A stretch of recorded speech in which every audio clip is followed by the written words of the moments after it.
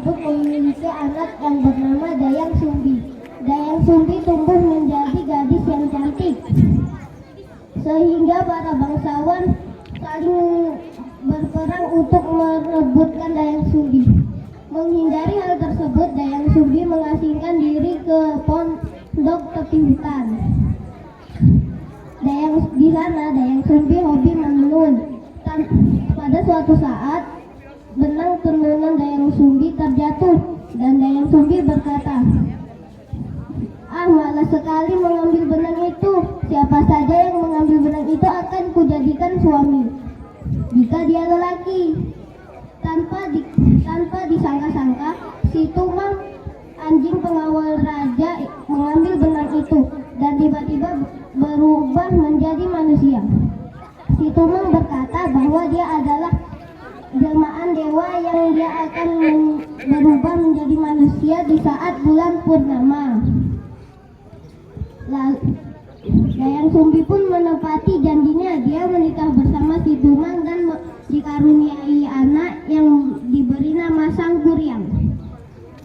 Sangkuriang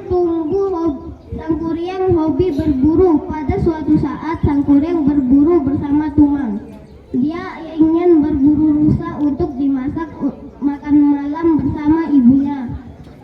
Menjelang siang, Sangkuriang belum menemukan rusa satupun, dan dia melihat ada babi rusa dan menyuruh si Tumang untuk menangkapnya. Namun si Tumang tidak mau karena dia mengetahui bahwa babi rusa itu pun juga jelmaan dewi sama seperti dia. Sangkuriang pun marah kepada si Tumang, lalu mengambil anak panah dan melemparkan dari busurnya ke tubuhnya Tumang. Tumang pun mati dan lalu dagingnya diambil untuk dibawa pulang oleh Sangkuriang. Saat pulang, ibu Sangkuriang berkata, "Wah, daging yang besar, bisa dimasak untuk kita dan Tumang. Tapi di mana Tumang?"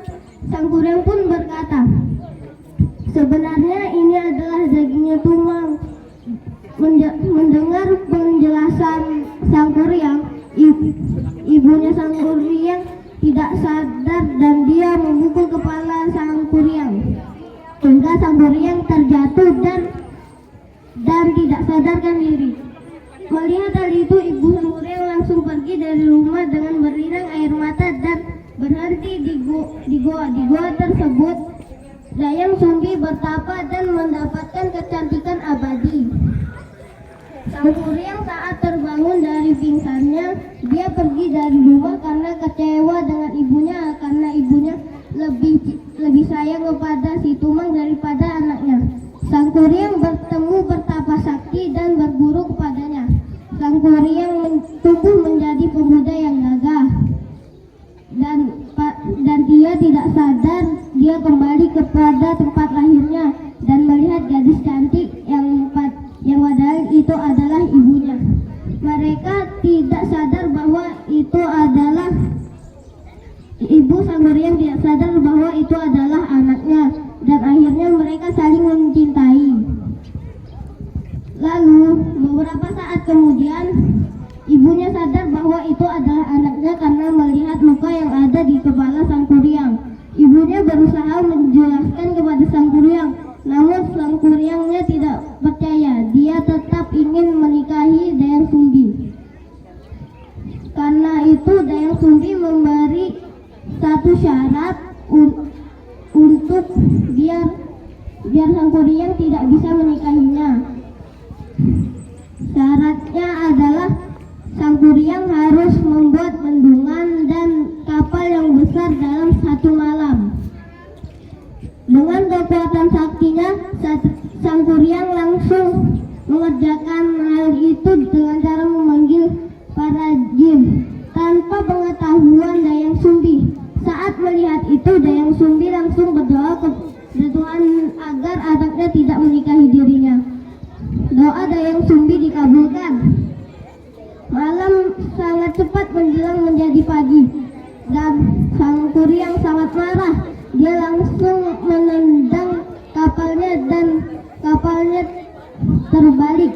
Lalu kapalnya lama-kelamaan tertutup oleh tanah dan batu, lalu menjadi Gunung Tangkuban Perahu, yang artinya gunung perahu telungkup. Pesan moral dari cerita ini adalah berpikirlah dulu sebelum melakukan hal sesuatu. Jangan gegabah dan terburu-buru, apalagi saat hati dan pikiran kita dipenuhi dengan amarah. Berpikirlah sebelum melakukan sesuatu. Itu saja cerita dari saya. Wassalamualaikum warahmatullahi wabarakatuh.